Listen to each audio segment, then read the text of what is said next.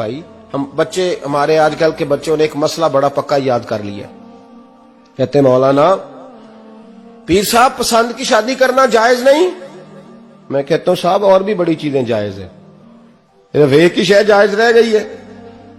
رسول پاک صلی اللہ علیہ وسلم سوائے اللہ کے کسی کے پابند نہیں, کسی کے پابند نہیں.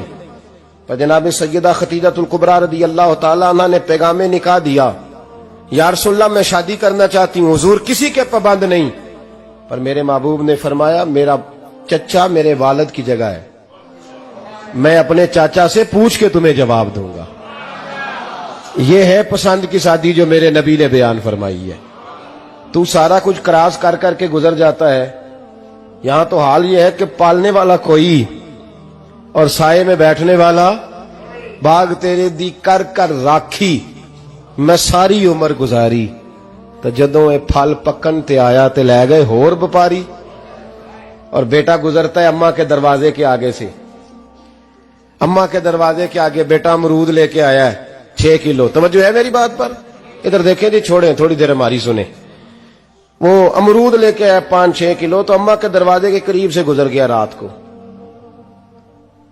تو کمائی کھانے کا ٹائم آیا نا, تو گزر گیا. تو وہ وزیر اعظم سے ڈرتا ہے نا, تو جا کے بی بی سے کہتا ہے بی بی کے حقوق دینا بھی رسول اللہ کی سنت ہے. لیکن یہ کیا بات ہوئی, تو نے بیوی اور ماں کا مقابلہ شروع کرا دیا. سمجھ تو صحیح, یہ تیرے لیے کعبے کی جگہ ہے اور تو بیوی کے لیے کعبے کی جگہ ہے. اسے بھی سمجھنا چاہیے, غور کرنا چاہیے. 5 کلو امرود لے کے تو ماں کے کمرے کے قریب سے گزر گیا ہے. بی بی کو جا کے کہتا ہے چل آدھا کلو اماں کو بھی دے, اس کے کون سے دانت ہیں. تو پلیٹ میں ڈال کے وہ لائی ہے. تو سمجھا ہی نہیں, تو نے غور ہی نہیں کیا. بندہ تو وہ ٹھیک نہیں تھا, نپولین. تو کسی نے اس سے پوچھا تھا بتا زندگی میں پیسے لینے کا مزہ کب آیا. اس نے کہا کہ مجھے مزہ تب آتا تھا کہ میں اپنی ساری کمائی لا کے اپنی اماں کے ہاتھ پہ رکھتا تھا, اور پھر جب میں اپنی ماں سے تھوڑا تھوڑا خرچہ لیتا تھا نا, تھوڑا تھوڑا. توجہ ہے میری بات پہ؟ اماں جی 10 روپے دے آج. کہتے جب میں تھوڑا تھوڑا خرچہ لیتا تھا نا, تو مجھے یوں لگتا تھا جیسے میں بادشاہ وقت کے سامنے کھڑا ہوں اور وہ خزانے کا منہ کھول کھول کے مجھے دیتا جا رہا ہے. تو اس ذائقے کو سمجھ تو صحیح بھائی, تو اس کو سمجھ تو صحیح بھائی. یاد رکھیں اور غور کریں, ماں اور باپ. اور پھر یہ بھی سن لیں, نبی پاک صلی اللہ تعالی علیہ وآلہ وسلم نے ماں باپ کے لیے فرمایا ہما جنتک و نارک, یہی تیری جنت ہے اور یہی تیرے لیے جہنم ہے. اگر یہ راضی ہو گئے تو تیرے لیے جنت ہے, ناراض ہو گئے تو چاہے تو ایک 100 پیر کے مزار پہ حاضری دے آ, لیکن جب تک ابا راضی نہیں اتنی دیر تک اللہ راضی.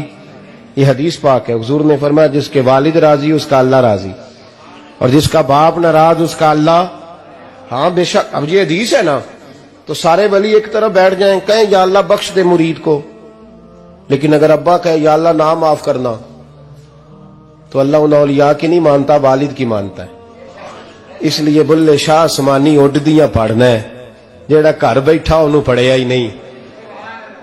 بھائی یاد رکھو, ماں باپ سے پیار کرو, ان کی خدمت کرو, ان کے پاس بیٹھا کرو, اور ماں باپ کو ٹائم دیں, وقت دیں, چند گھڑیاں ان کے پاس بیٹھیں.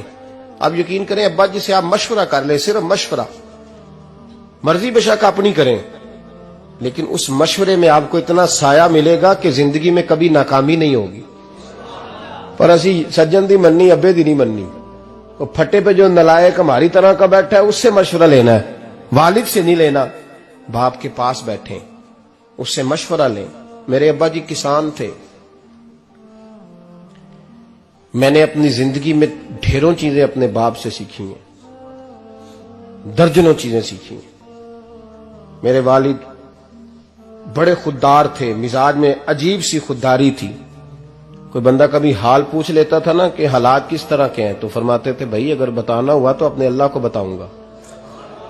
الحمدللہ بڑا فضل ہے, میں نے ان کے ہاتھوں پہ ہمیشہ چھالے دیکھے, ہمیشہ چھالے, لیکن ان کا ہاتھ کبھی کسی دنیا دار کے سامنے پھیلتا ہوا نہیں دیکھا. لوگ مجھے کہتے ہیں آپ کس پیر صاحب کے صاحبزادے ہیں، تو میں کہتا ہوں میں اس پیر کا صاحبزادہ ہوں جس نے محنت کر کے حلال کی کمائی کھائی ساری زندگی۔ یہ لوگ پیر نہیں ہوتے، یہ مرشد نہیں ہوتے، اور میں نے درجنوں چیزیں سیکھی ان سے۔ تو سیکھنے تو بیٹھ، تجھے ہزاروں چیزیں ملیں گی۔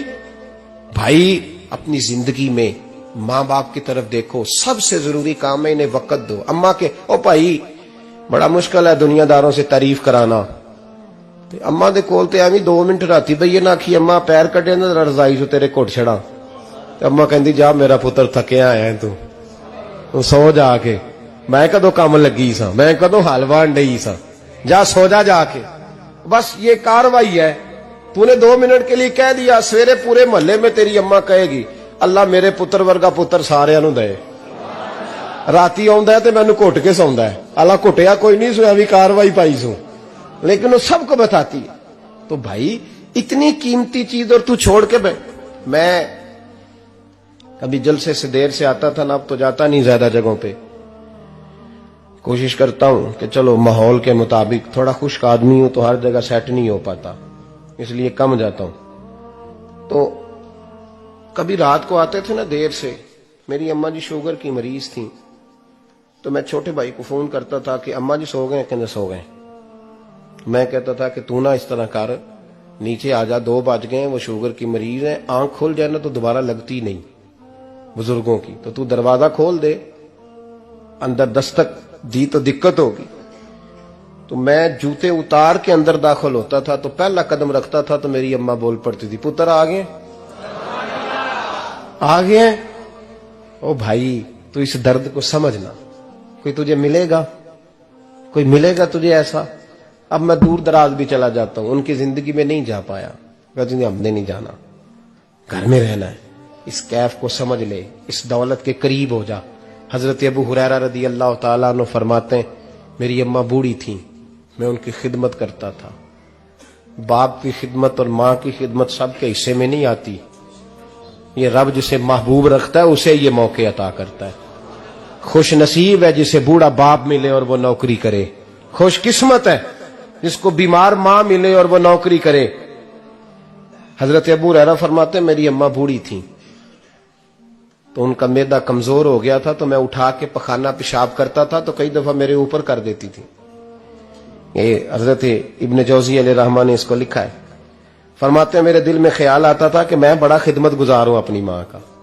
ایک دن میں حضرت عمر کے پاس بیٹھا تھا ان کے دور خلافت میں، تو ایک شخص آ گیا، اس شخص نے آ کر کے کہا کہ حضرت عمر سے حضور ایک مسئلہ پوچھنا ہے۔ فرمایا پوچھو۔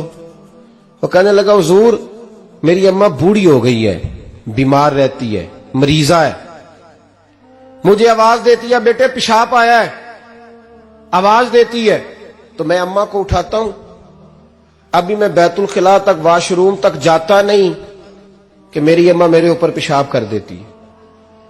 حضرت عمر سے کہنے لگا حضور بچپن میں اماں پہ پیشاب کرتا تھا، اب اماں میرے اوپر کر دیتی ہے تو حق ادا ہو گیا نا۔ حضرت ابو ہریرہ کہتے ہیں جب اس نے سوال پوچھا تو میرے بھی کان کھڑے ہو گئے، میں نے کہا یہ تو میرے والا مسئلہ پوچھ رہا ہے، میرے والا مسئلہ پوچھ رہا ہے۔ میرے پاس ایک دوست جمعہ پڑھنے آتے ہیں بڑی دور سے، مجھے کہنے لگے حضرت صاحب جدوں بھی میں آنا نا تسی میری ہوئی گل چھیڑ دیندے ہو، وہ جو بات ہوتی ہے نا بالکل میری ہوتی ہے۔ میں نے کہا نہیں یار جو میں کر رہا ہوتا ہوں وہ میری بھی ہوتی ہے، وہ سارے معاشرے کی ہوتی ہے، ہمیں لگتا ہے کہ میری ہو رہی ہے حالانکہ وہ بات ہماری سب کی مشترکہ ہوتی ہے۔ سن لے اور یاد رکھ لیں۔ حضرت ابو ہریرہ فرماتے میرے کان کھڑے ہو گئے، میں نے کہا اس نے تو میری بات پوچھنی شروع کر دی۔ حضرت فاروق اعظم سے کہنے لگا حضور بچپن میں اماں پہ پیشاب کرتا تھا، وہ میرے اوپر کر دیتی ہے تو حق ادا ہو گیا۔ حضرت عمر کہنے لگے نہیں کوئی نہیں ہوا۔